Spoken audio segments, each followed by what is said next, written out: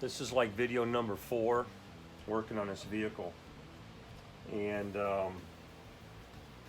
we dropped off the drums at a local shop. They're working on getting those turned.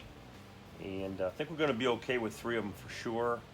The 4th one we don't know yet. So anyhow, you know, the tab on here I showed you in earlier photos in the video was broken. Actually, it was just kind of, it was just dangling. So I took it off, wire wheeled everything, got nice good clean metal going on there. Got the little arm clamped back into place. We're going to go ahead and tack weld it and see if it holds. So that's what I'm getting ready to do right now.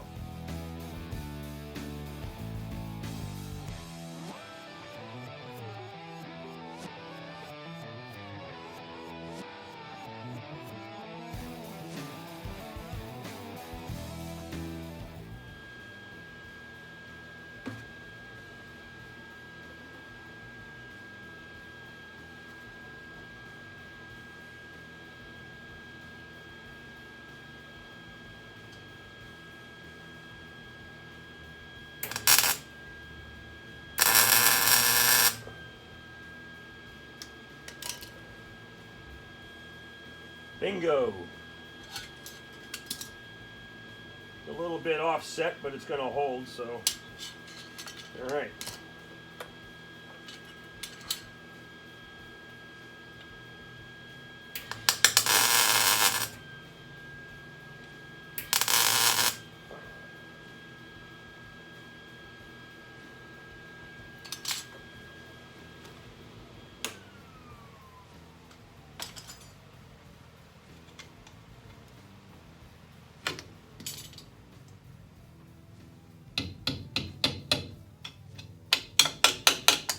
Oh yeah, she ain't going nowhere.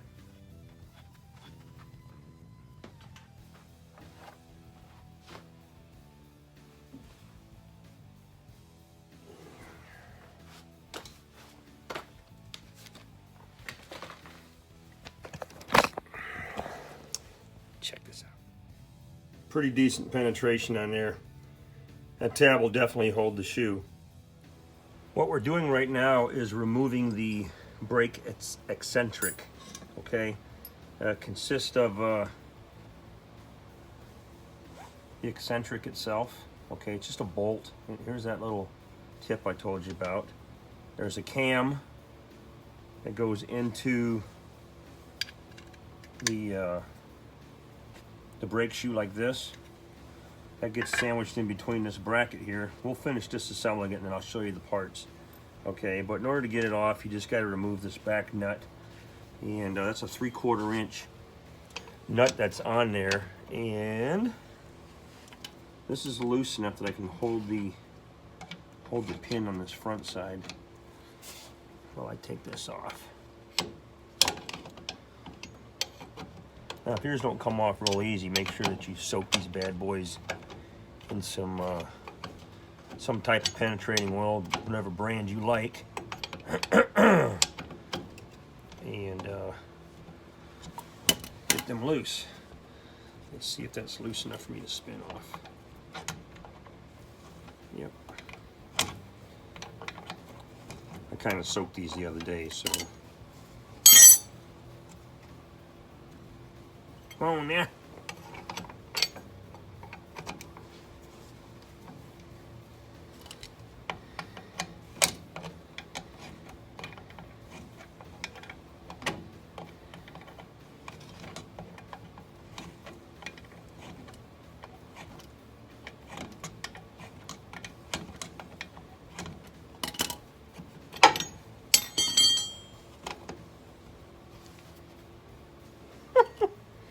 Well, it feels loose.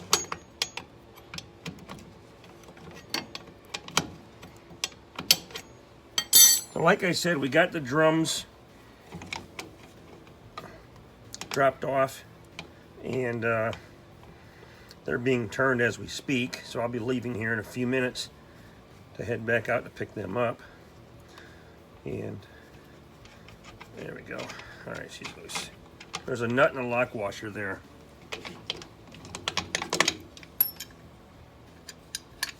Okay, here you go. You got the cam in there. eccentric bolt, whatever you want to call it, goes through there.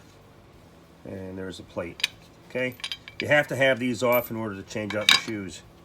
While it's off the vehicle, we're obviously going to clean these parts so everything is rust free and pivots well. We'll take a good look at these cams as well and make sure that they're okay and not wallet out. All right, that's it. So you're basically exposing the backing plate completely. We did get this tab welded back on, and it'll be strong enough to hold the way it needs to. We'll wire wheel the face of this thing, clean it up a little bit, and go from there. We still have to disassemble. I don't know if we ordered brakes all the way around. I gotta wait for those things to come in. I think we got front and rears, but we'll disassemble the other side. We'll take off the steering linkage, the bell crank, and all those parts are on order, but they won't be here for a couple of days. So we've got stuff coming from Army Jeep Parts, and that's George Baxter. I believe he's in Levittown and Pennsylvania. I can see right now here this brake hose is missing a retaining clip. Interesting. And then we got parts coming from Rory Grenier, all right? And he's got a lot of the Joe's Motor Pool stuff. So yeah, when those things come in, we'll do a little mail call on the parts, and we will go through a reassembly process. I'm not going to bore you with a bunch of, how I'm going to clean this mess up. And that's pretty much it, folks. We'll get the camera going when we start taking apart the front end steering linkage. Yeah. The drums are back. I just want to show you something here. The drums have the slit cut into it, and at this point they are tapered, okay? Almost tapered away from the drum, just a hair. You can tell by that recess right there. All right, so when you're putting your feeler gauge in, you're still able to get a reading between the brake shoe and the drum. Now, once you start hitting metal right there in the corner, and this is in case you don't have a micrometer, for instance, in this case right here, once you start scraping in there, you're pretty much at your limit. You're not going to want to cut this drum beyond this point. Okay, so it's pretty much maxed out. Just keep that in mind when you're looking at them, and make sure that there's enough meat left over that you can still get a feeler gauge in here. Otherwise, if you cut too far, you're just not going to get the braking action you need. You may not get the amount of pressure you need.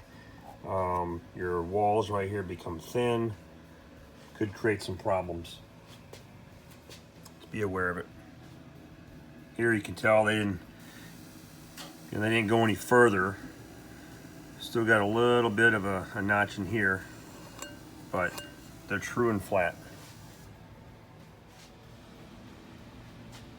As we're cleaning, I didn't pick up on this yesterday, but that surface is chipped away and recessed. We cannot use that. That race has to be replaced. Also, getting it back, the race is spinning within the hub. So that's obviously not good. We're going to get that knocked out, and hopefully the new race will go in there and seat properly. Otherwise, we may have a damaged hub.